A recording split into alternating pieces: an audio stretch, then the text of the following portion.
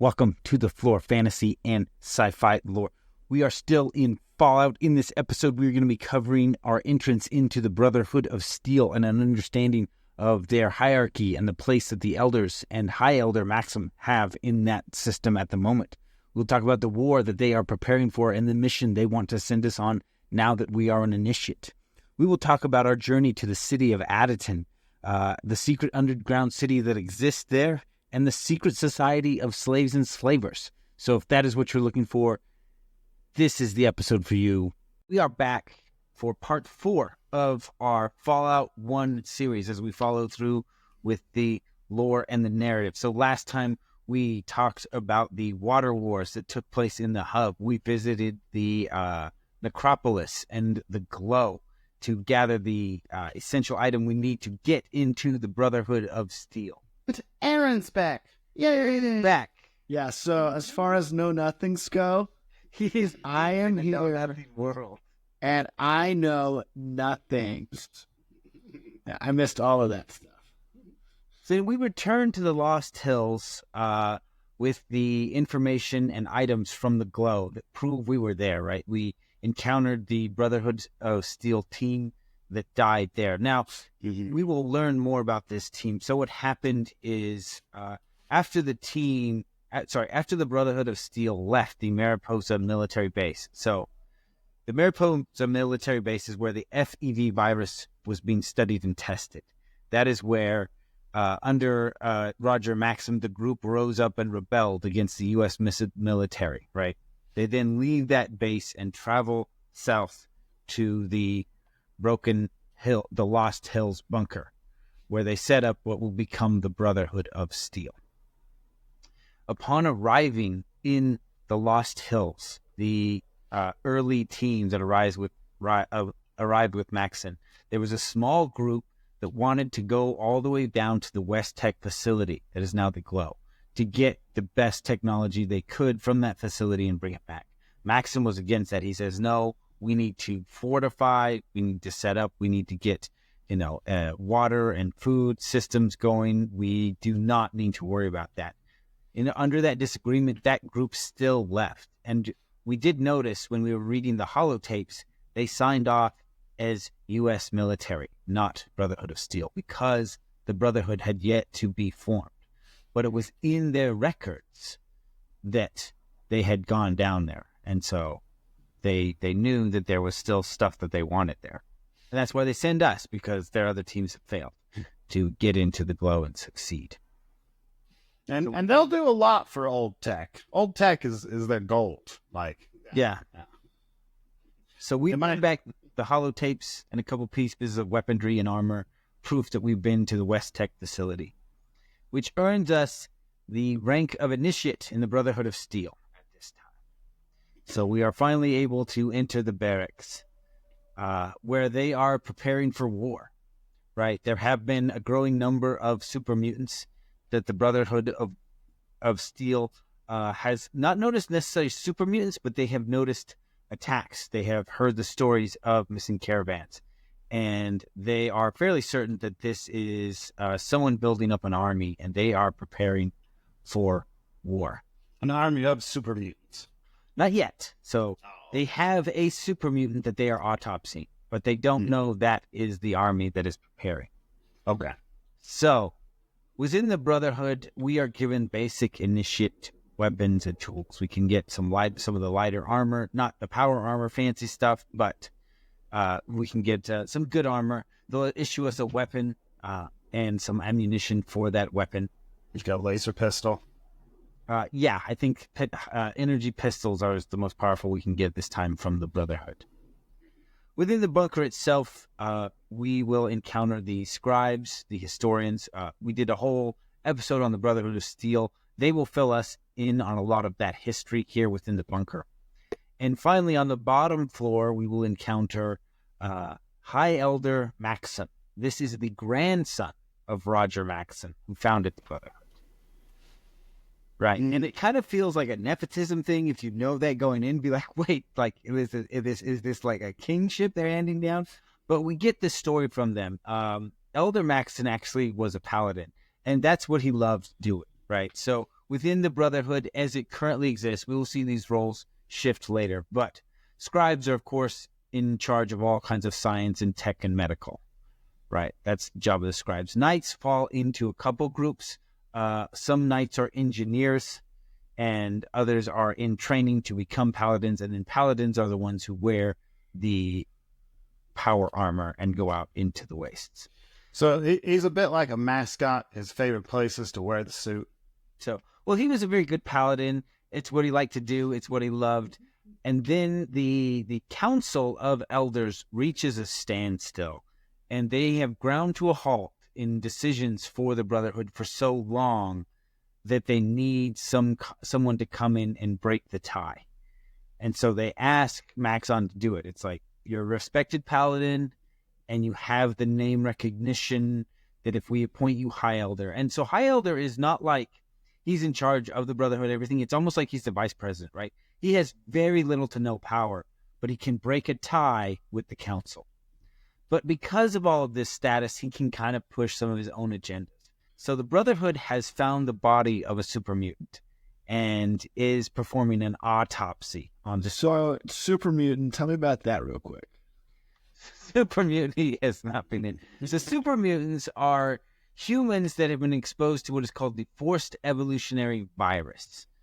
They grow taller, like they pick up almost 2 feet in height. They become just massive, hulking structures of strength, right? If we're talking stats in the Fallout world, average is 4. They all have 10. They are just absolute brutes. Can you use one? Not in this game. In other games, you can. In other games, you can. So like I said, they take a human, they expose it to the forced evolutionary virus. You get like insane hit points and endurance. They're immune to all diseases. They stop aging. They can't die of old age. They do become sterile, and they all kind of look the same.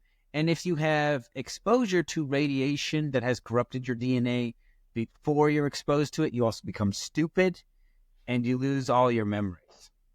You lose all your memories regardless. So regardless, but the stupid you become a super mutant. Yeah. You're born anew. You are a new person. Yeah. So you could be like a new smart person, or you could be a new dependent. Right, and that matters if you've been exposed to a heavy dose of radiation beforehand.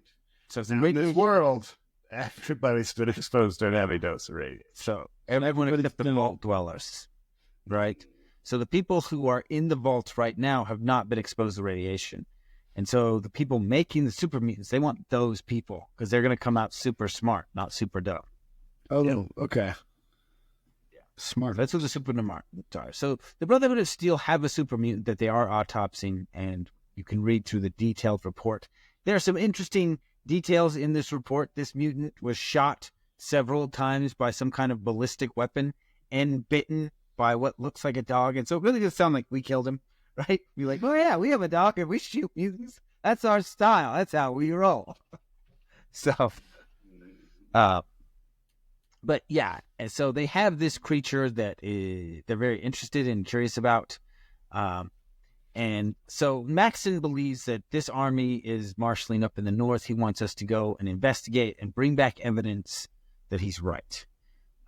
The Council of Elders also wants us to go north and investigate and bring back evidence that Maxon is wrong because, they don't want this. Well, they disagree with him, right? So with those two pieces of information, it's just going to go north in general. But in talking with the Brotherhood, we learn about all the different places they trade with. And one of the places they trade with is a place called the Boneyard, where they make ammunition. And so this then becomes kind of like the only, not just wandering the waste, but we can actually go and do some research and find some things out. Along the way, we will rescue an initiate of the Brotherhood who was kidnapped by a couple people within the hub. If we bring him back, we can get access to power armor at that point. So arriving in the Boneyard, this is the Los Angeles Boneyard. So these are the ruins of the city LA, and it is built by the survivors who went into the demonstration vault that was in the center of the city. So this is the vault where they would show it to all the rich actors and directors and movie stars of LA, And so when the And most bombs people hit, flock to it because they didn't actually flock have to a it. vault, but they're like, hey, remember that demo? What's the Well, and you get 2 hours, right? And LA traffic is at night. so but it wasn't like a fully developed vault. A lot of radiation still got into the vault, and very quickly they opened the doors after the bombs have dropped, and they established the town of Adytum.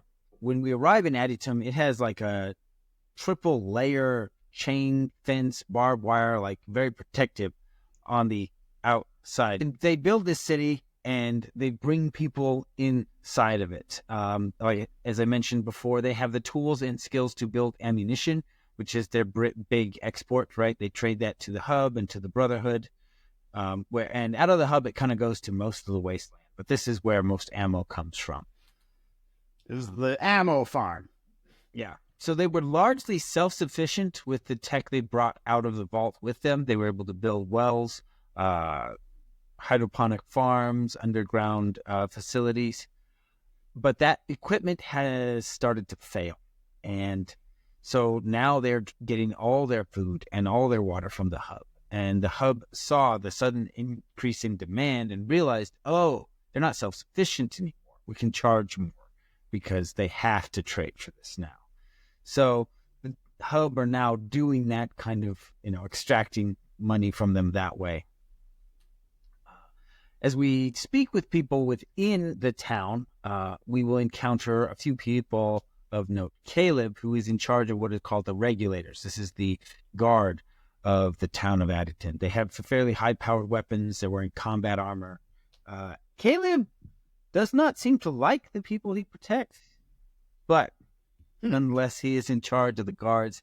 And he mentions that they're having trouble with raiders. And if we look around the town, it's very interesting because, like the hub, we see some of these destroyed houses, roofs missing, walls missing, things we see that are the remnants of the water wars. But once again, we see it here in Adytum.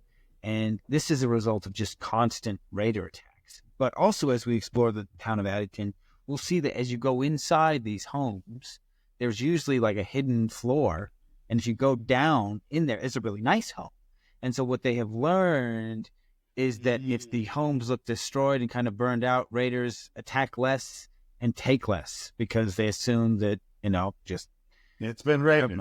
It's been raided, yes. And so Adytum is very interesting in the way they chose that approach to it, right? It's kind of like putting a bunch of duct tape all over your nice bike. To make it look like it's Manny. So, or like some fake rust on there, Yeah. Or what is it? Have you seen that? It's a car cover, but it looks like an old, rusty, beat-up car, right? And then you take it off and you have like your nice BMW underneath. That's kind of what Adytum is doing. We then meet the mayor of Adytum, who is not terribly bright, and he tells us about this group of raiders called the Blades that killed his son and spiked him on the wall while he was still alive. And so he wants vengeance. As we continue to... Is he on the wall when you meet him? There's a body there now. Oh, so he's dead.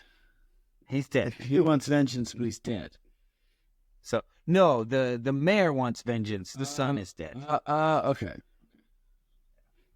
So we will meet Samael and Lorraine in the city of Adytum as well. And these two tell a different story. They say that this is not a town. It's a slave camp pretending to be a town. That Zimmerman is an idiot, chosen because he's an idiot, and they can use him as a puppet, and the regulators are the slave keepers, right? That's the story they're telling us about the town of Adytum. Can you kill everybody? Yes, it's always an option. Always an option in Fallout. You can kill everybody. And so I think this is a really big point in Fallout, and even going forward, is that you will meet people who don't know the truth, and so you can't trust them. You will meet people who will lie to you intentionally. And it's just part of Fallout, is sorting through those things as people tell you, different stuff like this. Yeah. So which route do you guys believe in that situation? So we're going to cover canon, right? Covering canon. So there's a lot of different ways you can go about this. So, armed with the knowledge of the slaughter of the mayor's son, we can go and meet the Blades. Now, moving into the Blades territory, most of them are poor, on the edge of starvation. They're scavengers. Most of them are unarmed. Some of them might have a knife. And we have fought raiders, right? We wiped out the Khans. This does not look like a camp of raiders. Nobody's got armor. They're really hard on their luck. Yeah, like this does not look like a camp of raiders. So we can track down their leader. And in meeting with the leader, she tells a very different story, right? She states that the mayor's son, Josh, and her were in a relationship.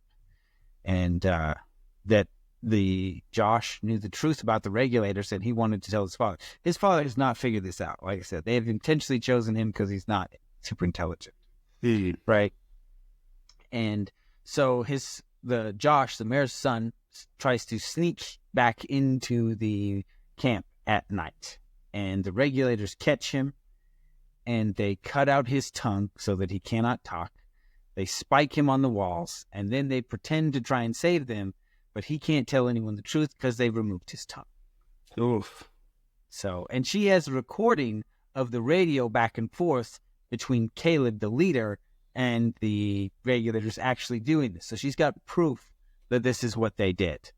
Because part of the illusion of Adytum is that because it looks like a town, they have a mayor, they don't have to capture everyone to enslave them. They can invite them in and be like, come live in our city. It's safe. And then you're a slave. Tricks ya. Tricks ya, yeah. Ha ha, stole your freedom. So the reason the regulators want us to get rid of the leader of the Blades is so that it's easier to enslave them. There's nobody organizing. Because while they're not well armed, there is a lot of them. And they've all got some fight in them. Yeah. Now, in order to support the Blades in their fight against the regulators, we need to help arm them. So there is a group of people called the Gun Runners who we will meet many times throughout the Fallout series. They are a group of weapon engineers who have found a old manufacturing facility surrounded by toxic waste. They build a little makeshift bridge across so that they can take it down whenever they want, so that no one can get into their base unless they let them, right? Particularly the Deathclaws that have a nest nearby. This is a Fallout moat. Yeah, there's a Fallout moat. Exactly, yeah. just a pile of death there. So in meeting with them, the Gun Runners want us to get rid of the Deathclaws. They've got great weapons, but they're not fighters. Like I said, these are engineers, right? They're great at making weapons, not great at using them. So we eliminate the Deathclaw nest and we cut a deal that the Gun Runners will supply weapons and armor to the Blades and retake the town of Adytum. And as further proof for everything that has gone down here, when the battle commences, the town people themselves attack the regulators and help fight. Oh, okay.